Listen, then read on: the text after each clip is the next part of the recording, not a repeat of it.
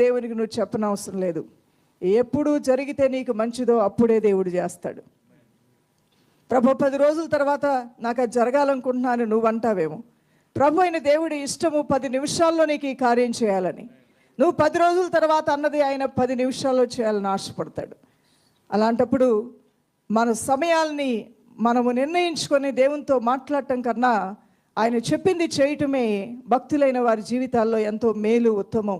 3వ వచనంలో మొదటిగా మనం చూసినట్లయితే నిర్ణయ కాలమున జరుగును. నెంబర్ 1 రాసుకోండి. నిర్ణయ కాలమున మీ దర్శనాన్ని, అనగా దర్శనం అంటే ఏంటి? రాబోతున్నవి, లేకపోతే కనుక చూసినవి, చూడాలనుకున్నవి, లేదంటే ప్రభు మీతో మాట్లాడినవి.